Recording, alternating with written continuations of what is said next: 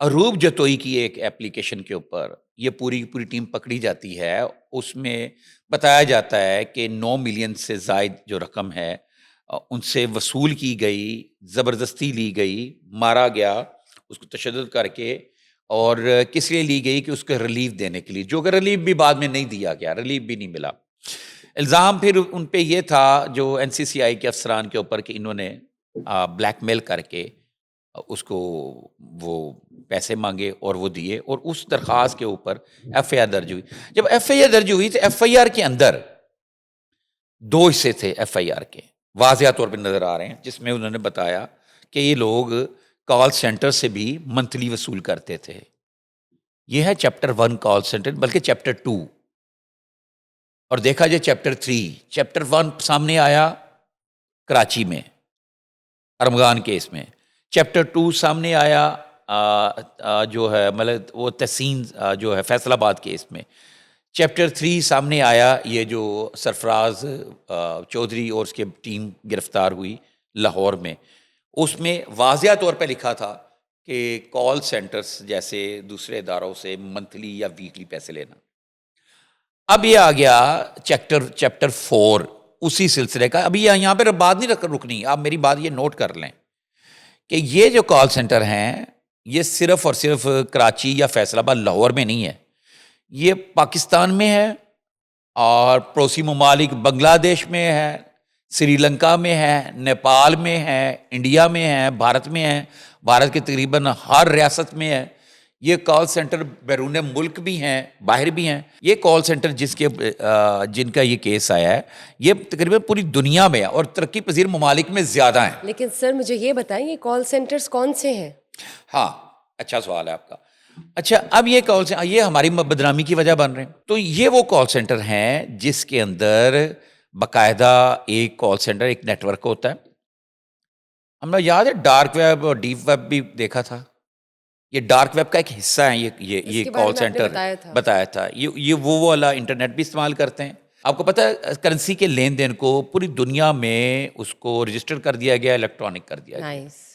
تو اس میں اس کا ہونے کے یہ فائدہ ہوا کہ لوگوں کی آمدن کا، ذرائع آمدن، اخراجات کا تو سامنے آیا ہی آیا، لیکن ان کے لٹنے کا بھی ایک چیز سامنے آ گئی.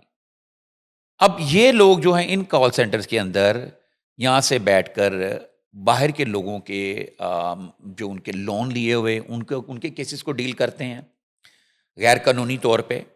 ان کے A T M card, debit card اور کریڈٹ کارڈ، ان سب کو یہاں بیٹھ کے ان کے پاس وہاں سے معلومات آتی ہیں. وہاں پہ بھی کرندے ہیں باہر بیرون ملک میں، وہ معلومات آتی ہیں. یہاں سے یہ لوگ بات کر کے نا ان کو ڈیل کرتے ہیں اور ان کے اکاؤنٹس خالی کر دیتے ہیں. ان کے پاس یہ ایک بڑی لمبی ڈبیٹ ہے، بتائیں گے، لیکن مختصر یہ بتاؤں گا، خالی کر دیں. تو ان لوگوں کا ڈیلی کا جو اس میں اس کو منی لانڈرنگ کہہ دیں آپ، ڈیلی کی جو لوگوں کے جو اکاؤنٹ خالی کرتے ہیں تو وہ ہزاروں نہیں لاکھوں ڈالر ہوتے ہیں ان کے پاس آتے ہیں. اب یہ حضرات کیا کرتے تھے، ان کو یہ ایک ایسا راستہ مل گیا کہ جیسے کہ نا اب لاہور میں، آپ لاہور کو چھوڑ دیں، پورے پنجاب میں جہاں بھی ایل پی جی کی دکانیں ہیں نا جی، دکانیں ہیں، تو مبینہ طور پر ان دکانوں سے وہاں کی لا انفورسمنٹ ایجنسیاں، مطلب انفورسمنٹ والے، تھانے والے، ان سے باقاعدہ ایک معقول رقم ویکلی یا منتھلی لیتے ہیں. یہ آپ چیک کرا، کیونکہ یہ ان کا لیگل کوئی سٹیٹس نہیں ہے. یہ جتنی بھی دکانیں ہیں ایل پی جی کی، جتنی چھوٹی چھوٹی دکانیں ہیں نا، ٹھیک ہے، ان کو یہ لیگلی نہیں سیل کر سکتے. بھتہ لیتے ہیں، بھتہ اس کو کہہ لو، بھتہ. اسی طرح کی یہ چیزیں جو تھی نا، انہوں نے یہاں پہ بھتہ وصولی شروع کی ہوئی تھی.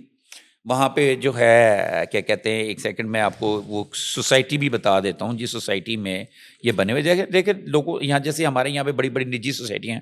اچھا، نجی ہاؤس میں غیر ملکیوں کے زیر انتظام کوئی 15 کے قریب نا یہ کال سینٹر تھے. یہ وہی جو میں نے کال سینٹر کے اس سے پہلے ان کے بارے میں بتایا ہے، اسے سمجھانے کی کوشش کی یہ کیا کرتے ہیں. اور ان سے یہ منتھلی کوئی 15 ملین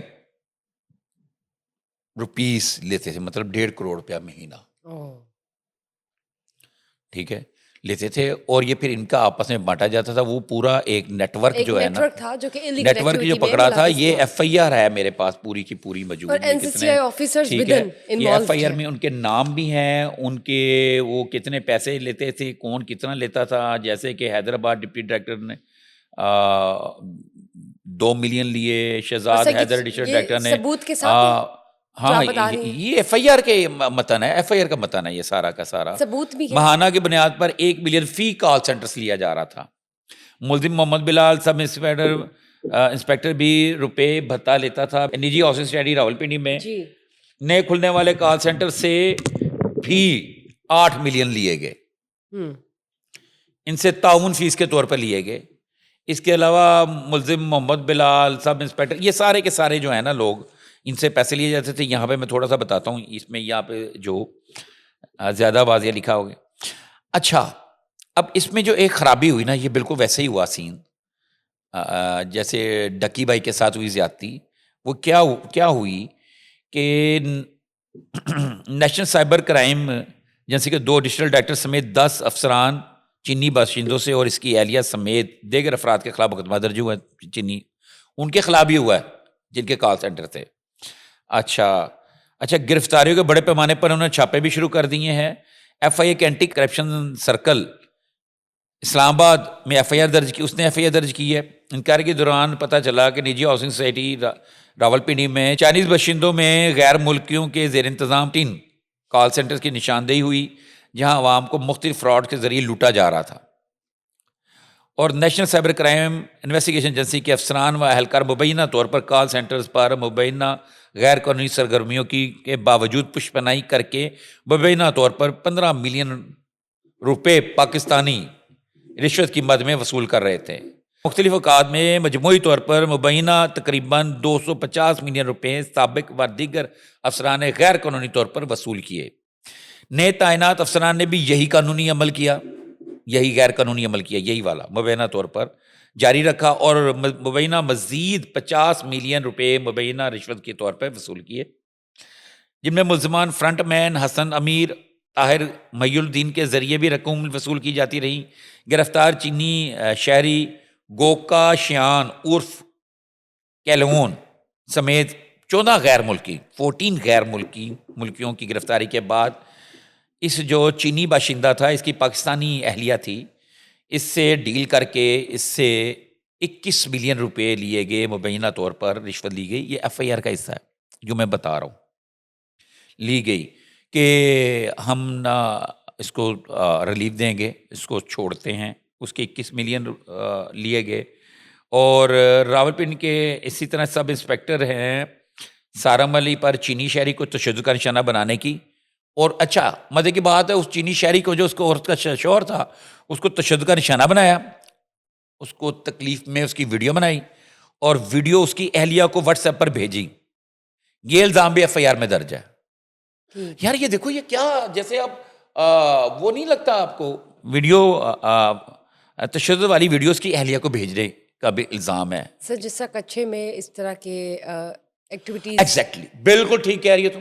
یہ واقعی یہ لگ ایسے رہا ہے یہ ایف آئی آر کو پڑھ کے کہ جیسے یہ کوئی کچے کے ڈاکوؤں نے کسی شہری کو, پاکستانی شہری کو, پنجاب کے شہری کو, سندھ کے شہری کو, یا کسی بھی پاکستانی تاجر کو اٹھا لیا ہے, ان کے پتہ اس کے پاس پیسے ہیں تو اس کو تشدد کرتے ہیں, اس کی ویڈیوز جیسے بھجواتے ہیں کہ جناب اگر آپ نے ہمیں پیسے نہ دیے تو ہم اس کو ماریں گے. اور وہ اس کے اندر معافی مانگ رہا ہوتا ہے ویڈیو کے اندر, اور کہہ رہا ہوتا ہے اپنے گھر والوں کو جی خدا دے واسطے انہیں گل سن لو, نا پیسے دے دو. اسی طرح کا اس میں الزام لگایا گیا.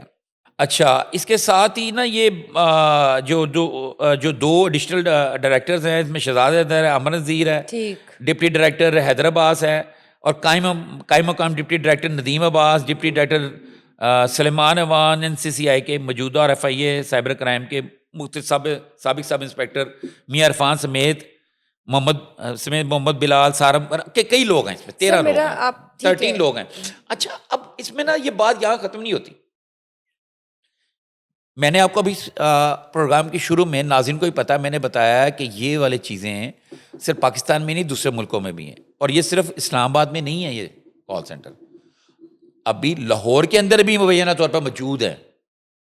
ابھی یہ ایف آئی اے حرکت میں آئے گا نا، یہ سائبر کرائم جو موجودہ نئے ڈی جی آئے ہیں، ٹھیک ہے نا، میرا خیال ہے وہ جو خرم صاحب ہیں بڑے زبردست پولیس آفیسر ہیں، اب زبردست این سی سی آئی کے ڈی جی بھی ثابت ہوں گے.